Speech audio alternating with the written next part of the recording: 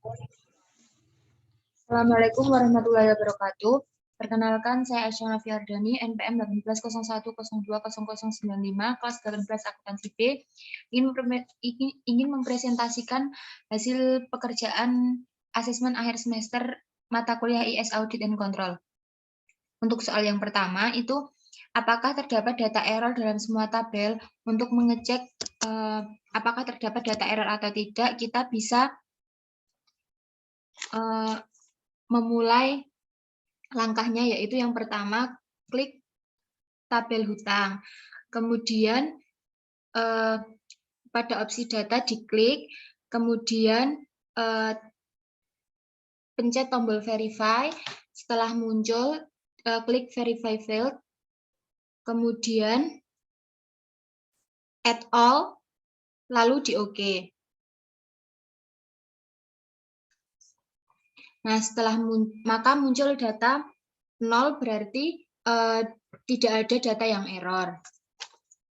Kemudian untuk soal yang kedua, itu informasi yang didapat dari bagian akuntansi adalah bahwa saldo utang dagang perusahaan senilai 275,203 dolar. Konfirmasikanlah data tersebut benar atau salah nilainya.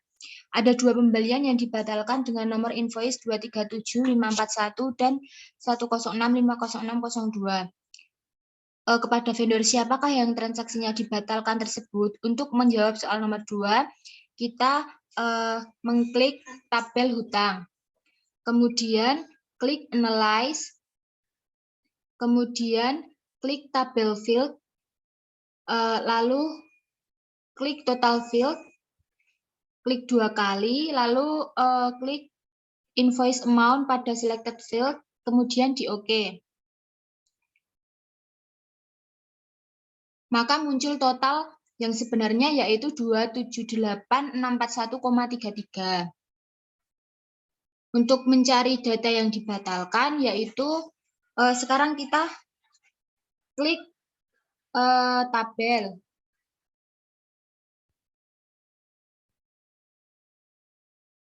Tabel dari pemasok, gabungan dari pemasok dan hutang ya. Kemudian klik filter. Kemudian klik invoice nomor 2 kali. Kemudian klik sama dengan. Kemudian klik data tulis nilai 237.541. Kemudian klik verify, kemudian diklik OK.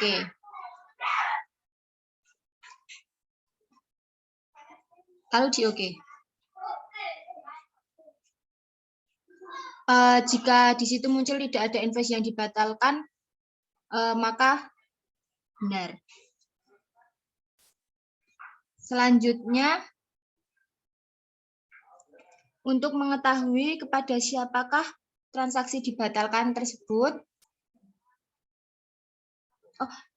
mohon maaf, yang nomor invoice kedua dulu.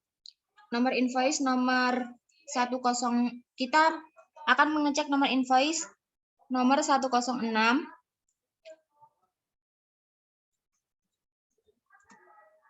106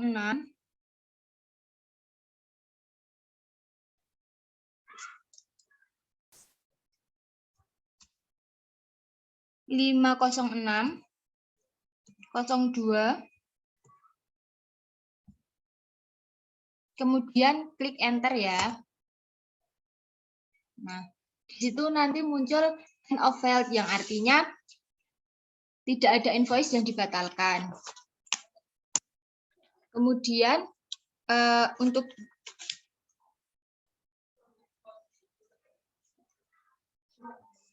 selanjutnya lanjut ke soal nomor 3 ya. Berapakah jumlah transaksi pembelian yang terjadi setelah tanggal 1 Juli 2000? Kemudian berapa total nilai transaksinya? Untuk menjawab soal nomor 3, kita klik tabel hutang pada tabel hutang ya. Kemudian klik analyze, kemudian total field, kemudian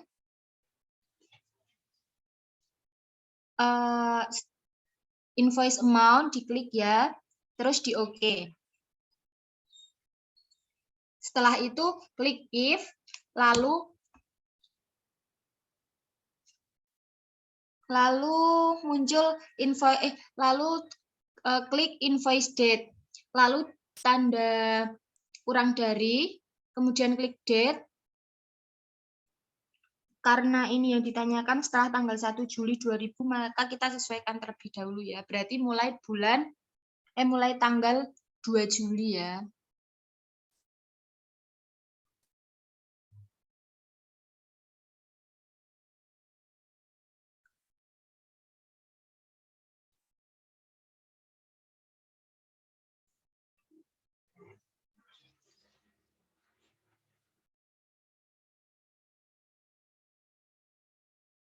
Nah, seperti itu ya. Terus klik OK. Setelah itu kita klik verify, kemudian di OK. Lalu OK lagi. Maka muncul totalnya 103,431. Mohon maaf, 103.431,41. Kemudian soal nomor 4, hitunglah rata-rata harga beli produk, kemudian 5 nilai tertinggi harga beli produk dan 5 nilai terendah harga beli produk. Untuk menjawab soal nomor 4, kita bisa mengklik tombol hutang, kemudian analyze, kemudian statistical, kemudian klik statistik, lalu statistik on, terus klik 2 kali di unit cost, kemudian di OK, lalu dicentang pada standard deviation, lalu di OK. Nah, lalu di sini muncul data rata-rata beli produk, kemudian 5 nilai tertinggi harga beli produk dan 5 nilai terendah harga produk. Rata-ratanya yaitu 14,92. Kemudian 5 data tertinggi dari harga beli produk yaitu paling tertinggi 173,80, kemudian bawahnya 153,80, bawahnya lagi 137,80, kemudian bawahnya lagi 47, dan yang terakhir paling terendah yaitu 4,24. Selanjutnya 5 nilai terendah harga beli produk yaitu yang pertama 1,01, kemudian naik 1,22, atasnya lagi 1,37, naik lagi 1,40, dan yang terakhir 1,47. Kemudian soal yang kelima, klasifikasikan produk sesuai dengan letak penyimpanannya. Menurut judgement Anda sebagai seorang audit, di manakah letak gudang yang perlu mendapat perhatian lebih dan apa alasannya? Nah, untuk mengetahui soal nomor 5, kita bisa mengklik persediaan. Kemudian klik analyze, kemudian klik classify, kemudian classify on, diklik, terus kita mengklik subtotal field, lalu add all,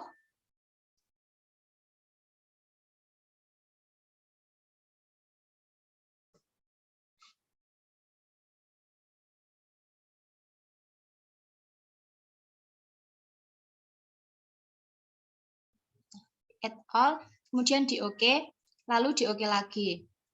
Sehingga muncul data tabel persediaan gudang yang harus ada atau harus mendapat perhatian karena jumlah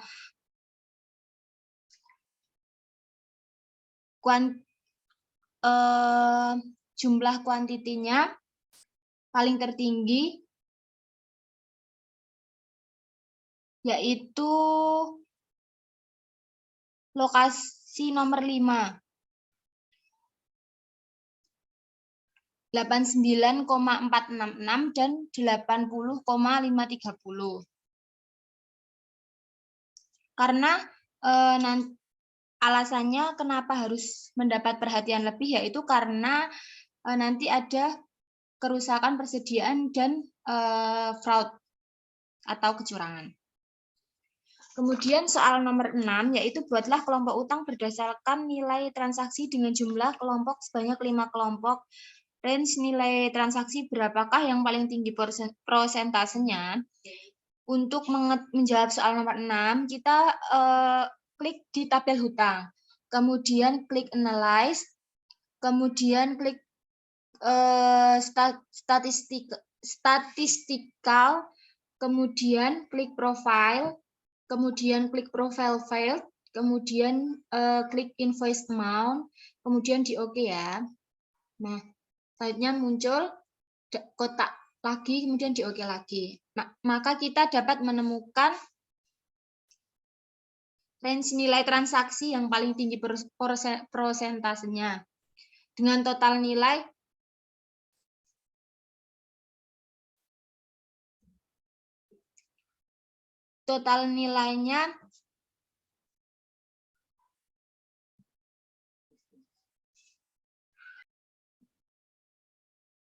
untuk menjawab soal nomor 6 tadi, setelah muncul itu kita ada cara lain untuk mendapatkan jumlah nilai 5 kelompok. Itu dengan cara kita klik analyze lagi, kemudian stratify, diklik, selanjutnya itu angka 10-nya kita ganti menjadi 5 ya, karena kita mencari 5 kelompok, bukan 10. Lalu klik OK. Nah, kita muncul tabel seperti yang ada di layar ya. Maka totalnya ada 102. Kemudian persentase tertinggi ada 95,1. Kemudian percent of yield tertinggi yaitu 54,2 dan invoice amount tertinggi 150,517,24. Selanjutnya lanjut ke soal nomor 7. Sebutkan 4 karyawan dengan gaji tertinggi dan 4 karyawan dengan gaji terendah. Kita selanjutnya sebutkan 3 karyawan yang paling senior dan 3 karyawan paling junior. Untuk menjawab soal nomor 7, kita perlu untuk menjawab soal nomor 7A dulu ya. Kita klik tabel dari jumlah gaji pegawai. Karena yang ditanyakan gaji tertinggi dan gaji terendah. Kemudian klik analyze, kemudian klik statistikal, kemudian klik lagi statistik. Setelah muncul klik statistik on, kemudian kan karena yang ditanyakan gaji tertinggi, maka kita klik gross pay. Kemudian kita OK. Setelah muncul klik beri tanda tentang pada kolom standard deviation, kemudian klik OK lagi. Nah, maka kita muncul tabel seperti di layar. Untuk 4 karyawan dengan gaji tertinggi,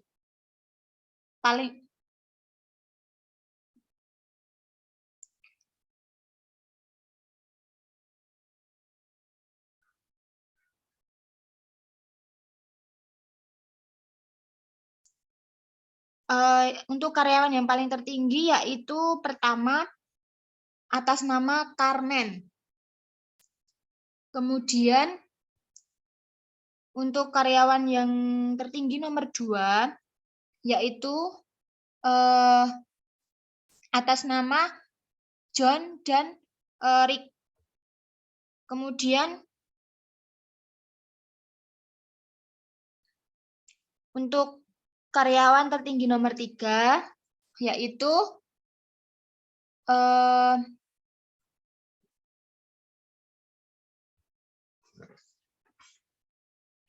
Koilin ya, dan karyawan tertinggi nomor 4 yaitu Markus. Nah, selanjutnya kita mencari 4 karyawan dengan gaji terendah. Yang pertama yaitu ada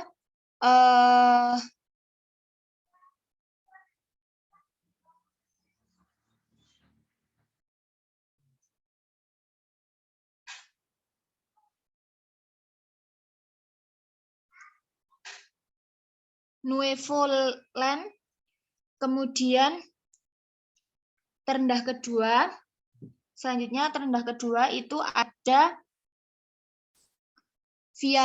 Tristi dan Dr. George Simini.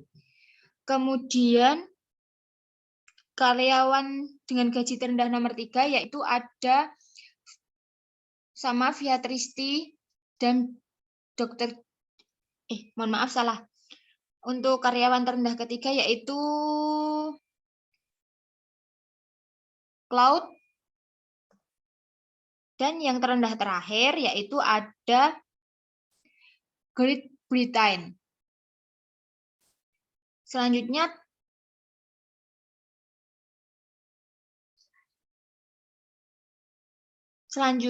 untuk menjawab soal nomor 7B, sebutkan 3 karyawan yang paling senior dan 3 karyawan yang paling junior. Nah, untuk menjawab soal ini kita klik pada tombol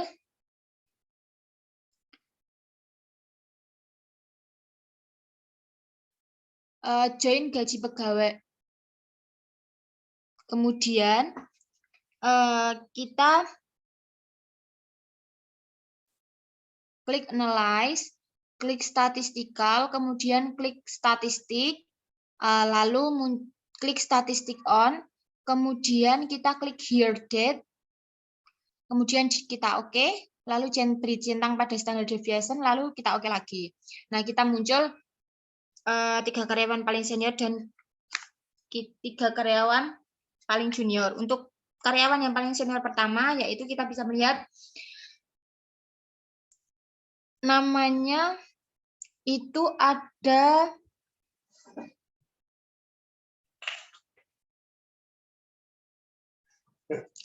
Richard dan Vanessa. Kemudian 3 karyawan senior kedua yaitu ada Dani. Dan karyawan senior ketiga itu ada Henry dan Gerard. Untuk 3 karyawan yang paling junior, kita bisa lihat yang pertama yaitu George. Yang kedua Alejandro. Kemudian yang ketiga kita bisa melihat yaitu Markus. Kita lanjut soal nomor 8 ya. Dengan menggunakan log for duplicate, lakukan pengecekan terhadap daftar karyawan. Adakah data yang terduplikasi? Lakukan analisa data temuan Anda. Untuk menjawab soal nomor 8, kita klik tabel pegawai. Nah, kemudian setelah muncul kita klik data, kemudian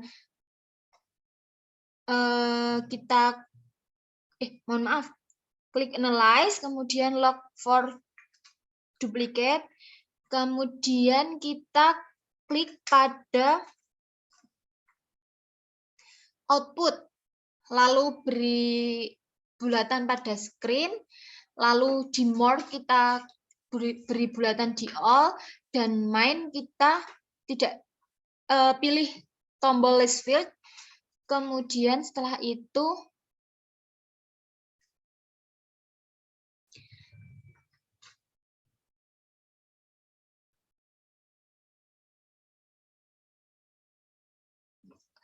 mohon maaf sebelum tadi di list field kita bukan list field ya, tapi kita klik select duplicate on, kemudian kita klik, setelah itu muncul kita klik tombol add all, setelah muncul di selected field maka kita baru klik list field, kemudian di add all lagi, lalu di oke. Nah, baru muncul. Kemudian di samping kolom if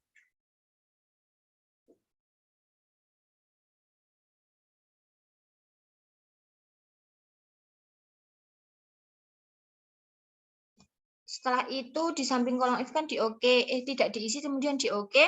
Nah, lalu muncul seperti di layar ini ya, itu 0 duplicate detected, jadi tidak ada duplikat atau duplikatnya itu senilai 0. Kemudian soal nomor 9, lakukan join data piutang dan pelanggan, analisalah dan data piutang sebelum dan setelah digabung. Adakah perbedaan? Jika ada, lakukan analisa penyebab terjadinya perbedaan tersebut. Nah, untuk menjawab soal nomor 9, kita mengklik tabel piutang. Kemudian kita klik data, lalu kita pilih join tabel. Setelah itu pada secondary tabel kita klik pelanggan. Kemudian pada primary case kita klik yang 32. Yang nomor atau disingkat no. Seperti yang di layar ya. Dalam second key kita klik no juga, terus di OK. Nah, pada primary field kita add all, lalu di OK. Pada secondary field kita add all lagi, lalu di OK.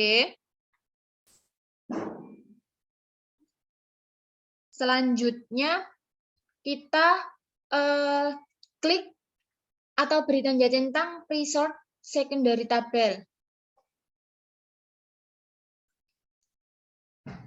Lalu setelah kita centang, maka di samping kolom to itu kan ada kolom kosong, kita mengisi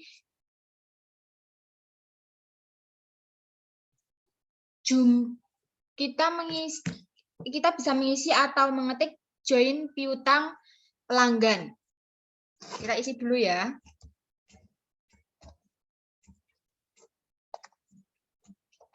Nah, seperti ini ya. Kemudian kita klik OK.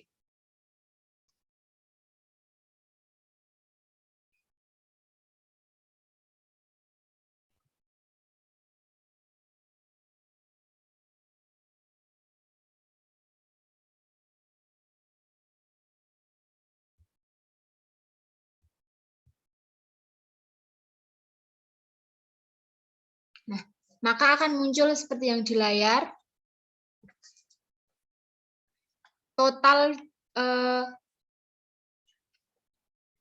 Totalnya ada 770. Maka terdapat 2 transaksi yang berbeda karena belum terjadi update atau belum terupdate. Kemudian soal yang terakhir yaitu buatkan daftar nama pelanggan yang piutangnya jatuh tempo sebelum 1 Juni 2000. Kemudian lakukan ekspor daftar piutang yang jatuh tempo sebelum 1 Juni 2000 dengan cara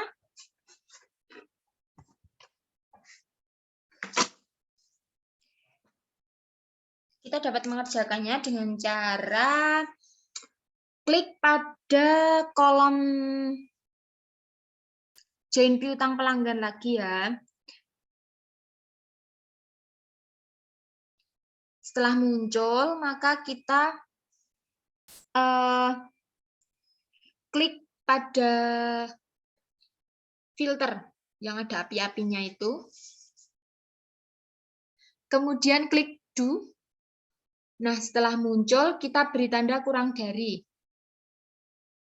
Lalu itu kan sebelum 1 Juni, berarti kita ganti tanggalnya 1 Juni 2000.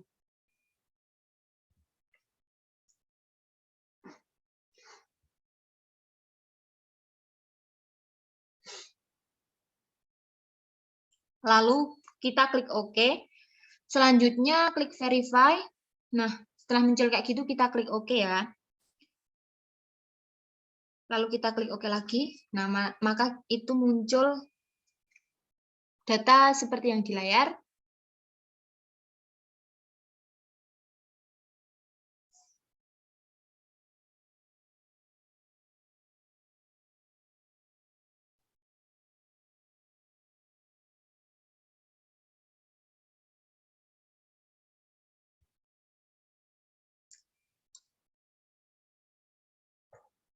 Selanjutnya, kita bisa lanjut, klik data, kemudian export to other application. Seperti tadi dalam soal itu kan suruh lakukan ekspor daftar piutang. Nah, kita pilih export data.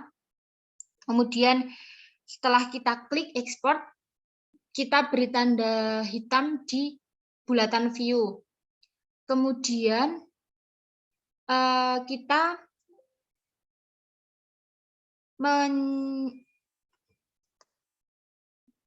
mengisikan pada kolom di samping itu, yaitu jatuh tempo sebelum 1 Juni 2000.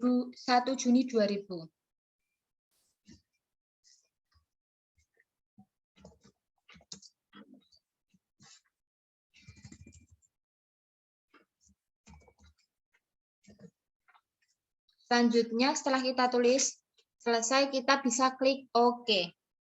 Maka akan muncul seperti yang di layar.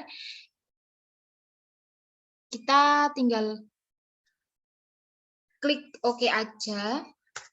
Kemudian klik pada menu file, kemudian di new.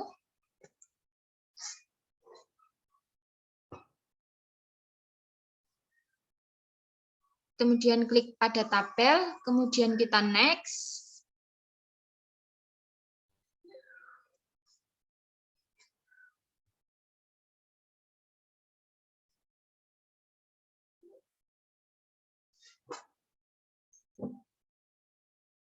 Lalu